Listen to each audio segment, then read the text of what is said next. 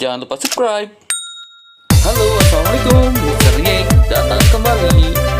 Kali ini Mr. Y akan membahas datanya Jepang ke Indonesia. Here we go.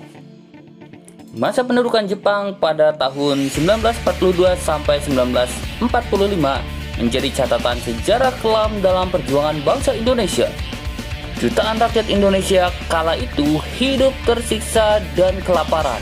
Mereka dipaksa bekerja dan tak punya kebebasan. Ironinya, di awal kedatangannya Jepang disambut gembira oleh rakyat Indonesia.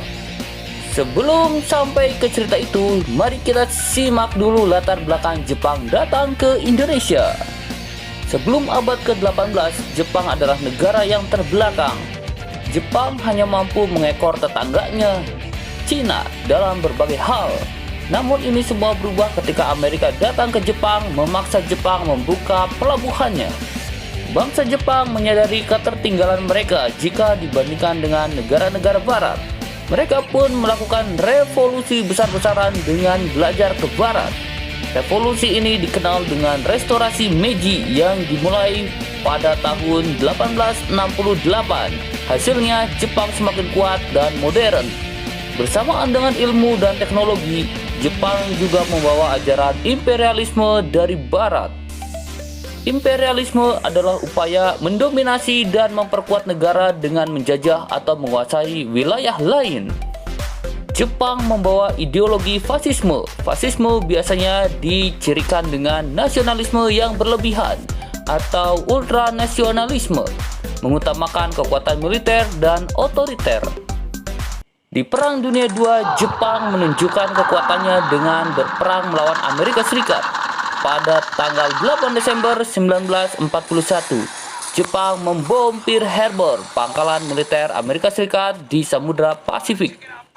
Dengan kemenangan Jepang di Pearl Harbor dan tempat lainnya mendorong Jepang melebarkan sayapnya ke Asia Tenggara, Jepang ingin mengalahkan Amerika Serikat dan sekutu-sekutunya, yaitu Inggris, Belanda, dan Australia. Masuknya Jepang ke Indonesia. Jepang pertama kali datang ke Indonesia pada tanggal 11 Januari 1942 lewat Tarakan, Kalimantan Timur. Pasukan Hindia Belanda terpukul mundur, kemudian pada tanggal 24 Januari 1942 Balikpapan kembali jatuh ke tangan Jepang.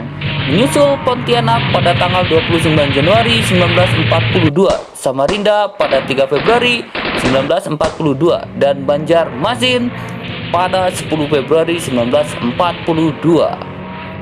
Pada 14 Februari 1942, Jepang menurunkan pasukan payung di Palembang dan berhasil menguasai kota itu hanya dalam 2 hari.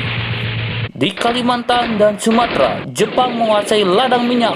Jepang kemudian mulai bergerak ke Jawa yang menjadi pusat kekuasaan pemerintahan Hindia Belanda. Pada tanggal 1 Maret 1942, tentara ke-16 Jepang mendarat di Teluk Banten, Eretan Wetan di Jawa Barat, dan Kragan di Jawa Tengah. Pada 5 Maret 1942, Jepang berhasil merebut Batavia dari Hindia Belanda.